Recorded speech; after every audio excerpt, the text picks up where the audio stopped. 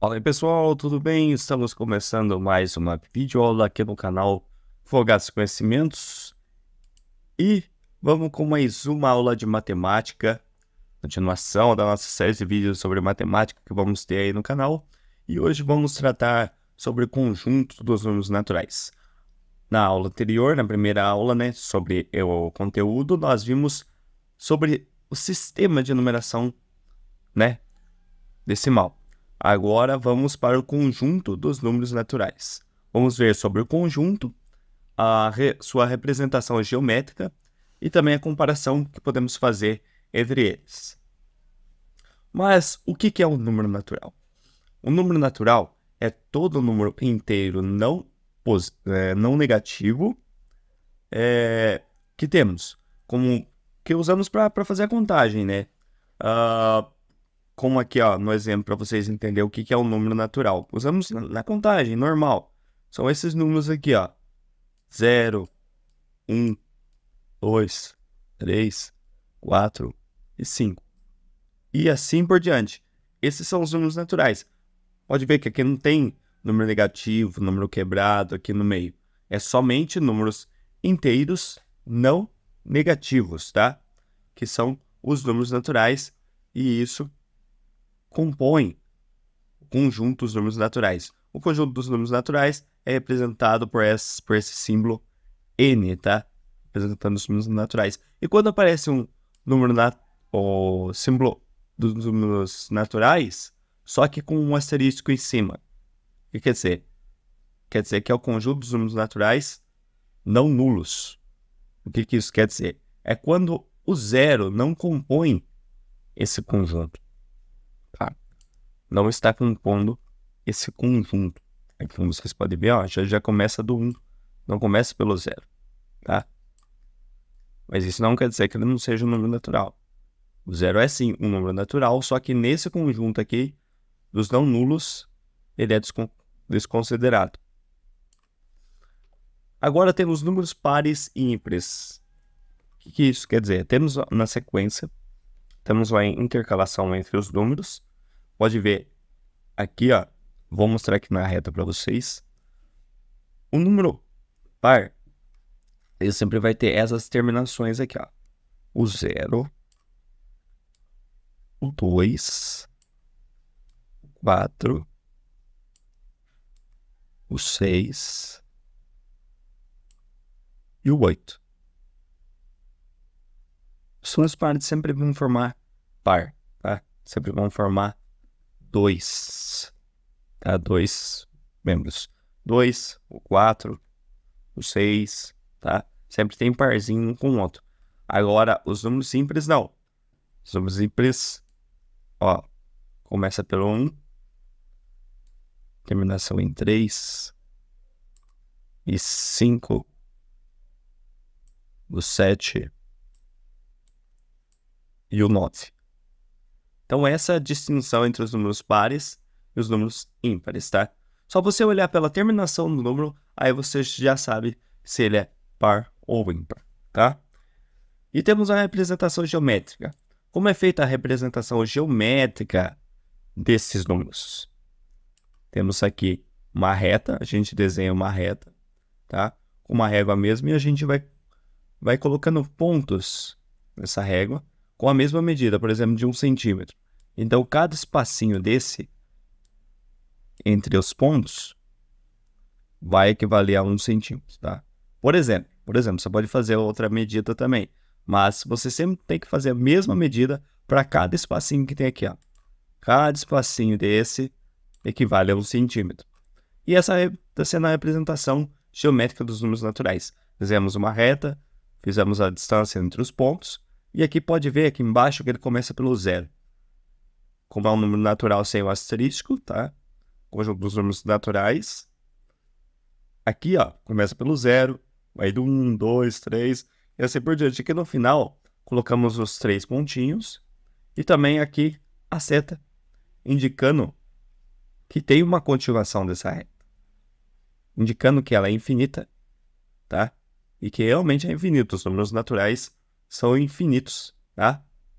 Diferente se tivesse uma disposição aqui especificando, não, vai até tal número, tá? Ou começa por exemplo, do 4 e vai até o 8, por exemplo. É diferente, tá? Mas aqui no caso a gente está tratando todos os números naturais nessa representação. Sucessor e antecessor. O que isso quer dizer? Sucessor e antecessor do número. Sucessor é aquele número que vem após um número. Aqui, ó, temos, por exemplo, o número 5. Temos o número 5. O seu sucessor qual é? Qual que vem depois dele? O que vem depois dele é o 6, certo? Então, o sucessor do 5 é o 6. E o antecessor? O antecessor é o que vem antes desse número. Imediatamente antes. Então, o que vem antes do 5 é o 4. Vamos lá, então, sobre a... Nossa, teve um erro de digitação aqui, tá? É comparação, tá? É comparação dos números naturais. Teve um erro de digitação aqui.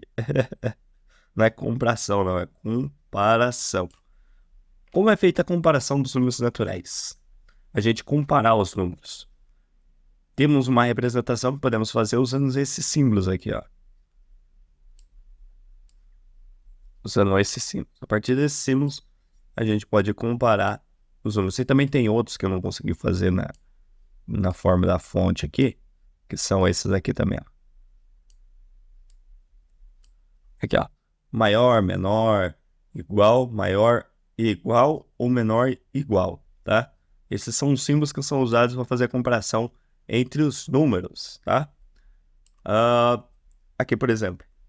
Aqui, nesse primeiro número aqui, entre o 4 e o 2, aqui podemos dizer que 4 é maior que 2, certo? Essa é a representação, para você entender como é feita a comparação. Aqui embaixo, o 5 e o 2. 2 é menor que 5. E aqui embaixo, 2 é igual a 2. Tá? Sem problema. Comparação é isso aí que você vai fazer. Agora temos subconjuntos dados por prioridades. Lembra que eu falei que pode uma representação do conjunto especificar determinada sequência? Temos aqui, ó, por exemplo, começa pelo número maior ou igual a 4. Maior ou igual a 4. Então vai ser maior ou igual a 4. Então pode ser igual a 4 e maior. Então vamos lá. 4, 5, 6, 7 e menores que 8. Então menores que 8, o 8 não entra aqui, porque tem que ser menor que 8. Então esse é a apresentação aqui, ó. Maior ou igual a 4.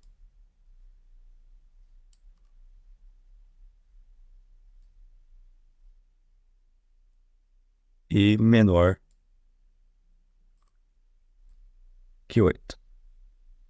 Essa seria a nossa representação desse conjunto, tá? Que nós queríamos especificar. Então, quando aparecer sobre conjunto dados por prioridades, é isso. Que a gente vai colocar uma especificação sobre como queremos que nosso conjunto apareça. Agora vamos resolver algumas questões aqui da Fundação Getúlio Vargas, hein? Ó, desse ano, 2024. Aqui, ó, temos considere o conjunto dos números naturais. Temos aqui os números naturais, a soma de uma quantidade par de números ímpares. A soma de uma quantidade par de números ímpares. Vamos ver aqui. É sempre maior que 5? É sempre um múltiplo de 3? Resulta sempre em um número par? Resulta sempre em um número ímpar? Pode resultar em um número par ou um número ímpar? Então temos que ter uma quantidade de números ímpares, né, par. E o resultado vai dar que número? Vamos fazer aqui a soma para nós vermos como é que funciona. Vamos pegar então 1 e o 3. A gente tem que fazer parzinho, né? A gente tem que somar o par. 1 mais 3 vai dar 4. Ó, já tem um número par. 3 mais 5 vai dar 8. E 5 mais 7 vai dar 12. Então, podemos ver que todos esses resultados aqui desses 3 números somados, que foram ímpares, todos deram resultado par. Então, a alternativa letra C. Sempre quando a gente soma uma quantidade, um par de números ímpares, sempre o resultado deles vão ser par, tá? Vamos com outra questão aqui. Agora considere os números a seguir: 4.313, 3.330, 1.415, 2.152, 3.490. É correto afirmar que são pares os números contidos em. Vamos dar uma olhada aqui, ó. 1 é par? Não. 3.330 é par? É, porque ele termina em 0. Então, esse aqui é par. 1.415 é par? Não, porque termina em 5. 2.152 é par? É, porque termina em 2. 3.490 é par? Sim, porque tem a terminação em 0. Então, aqui são pares o 2, o 4 e o 5, alternativa 5. Então, 2, 4, 5 na alternativa letra B. Vamos com mais uma e a última questão. Em uma caixa havia um número X de mangas. Sabendo que esse número é par, então das alternativas abaixo, qual apresenta esse número X? Vamos lá então olhar as alternativas e ver qual delas é par, que está especificando o número de mangas.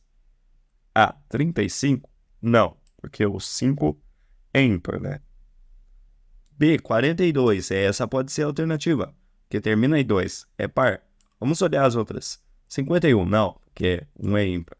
63, não, é ímpar também. E 77, não também. Então a alternativa letra B são 42 mangas, tá? Porque é a única alternativa que é par aqui nessa questão.